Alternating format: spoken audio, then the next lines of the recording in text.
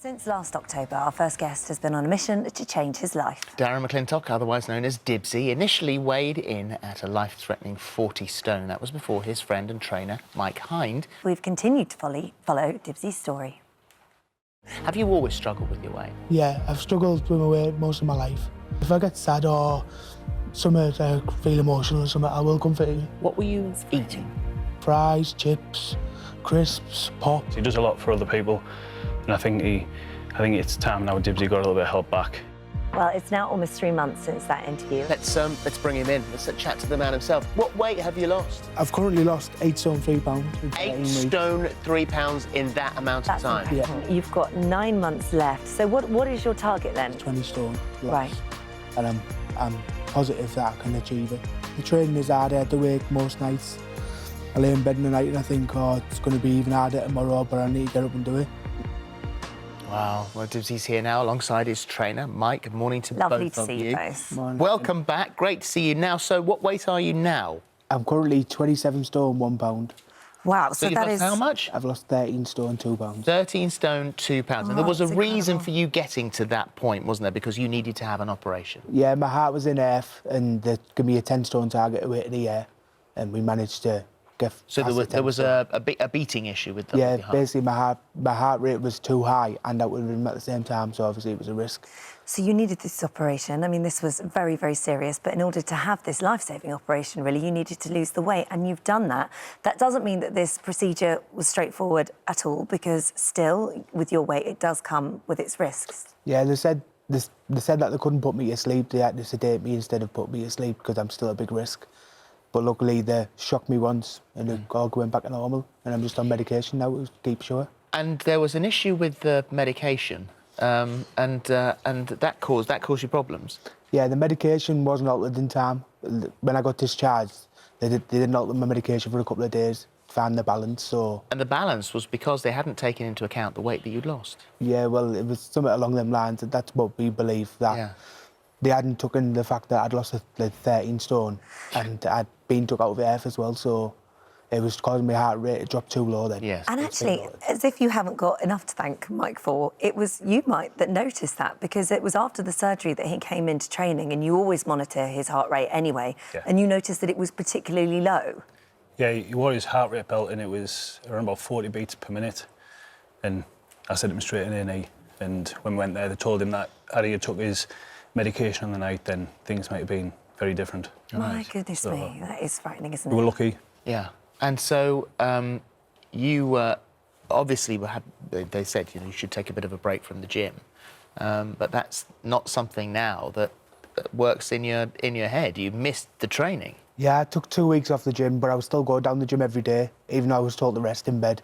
I was still going down there and just sitting there and I've made friends for life down the gym. Yeah. Did you ever think you'd be that type of person that says that? No, not in a million years. I used to be the person who used to avoid gyms. It's amazing, isn't it? Now I can't imagine going a day without it. Even last night when we were down here, we were still trained and stuff in the gym and the hotel and stuff. How do you feel about him? I'll be honest, it gets me emotional because he was told he was going to die, and now he's got his life back. Yeah. And proud. I don't know how else to say it. He's like a brother.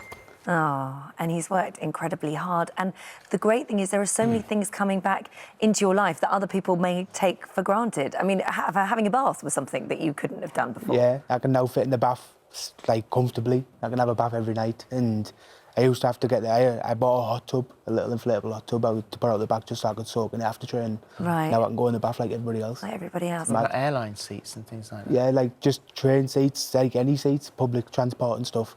I can get in one seat now. I used to take up 2, if not more. Now I can fit in comfortably. And you've actually booked a trip away, haven't you? He doesn't know it yet. So first he found about it today. Yeah, but we're gonna go over to Tenerife and have a few days training out there in the sun, and hopefully get him ready for his boxing fight that he's got. So we're going to take a few days out and And go and get ready. Yeah. So what is this Explain the boxing match? boxing. Yeah. I'm taking part in a local charity boxing event. I said to him this year I want to go ahead, and Mike's given me the permission to go ahead with it. So as long as I stay safe and my training continues, but the decision will be made, but it's more than likely going to happen. When is it? When is the fight? It's not till July 13th, free fight. All right, so you've got a bit of time yet. Yeah, Oh, well, good luck. Shaped up. Well, one of the other things that Mike's done for you, I mean, you will actually be, hopefully, able to drive there. Yeah, it's mad. Yeah, we went out for a walk a couple of weeks ago and I went to a local car dealership and they gave me a car. Riverside car. Yeah, it's my friends who own the garage, and I'd explain what we'd done and asked them to see if they'd want to take part and donate Dibsy a car, which they did. So he thought he was going for a walk, and we walked past the garage and I said, I just need to call in and picks me up. And when we walked in, there was a car there waiting for him, and he didn't. Because at the old weight, he couldn't fit behind the wheel or fasten the seatbelt. Yeah. Mike, there's no doubt that obviously Dibsy has worked incredibly hard to get to this point, and, you know, full credit to him. But also, it can't go unnoticed what you've done here, actually, because you're not doing this for any reason, for any purpose. You've just seen a guy here that needed help, and you've put the hours in with it. I mean, you've matched every hour he's done at the gym. What do you get out of it? Why do you do it?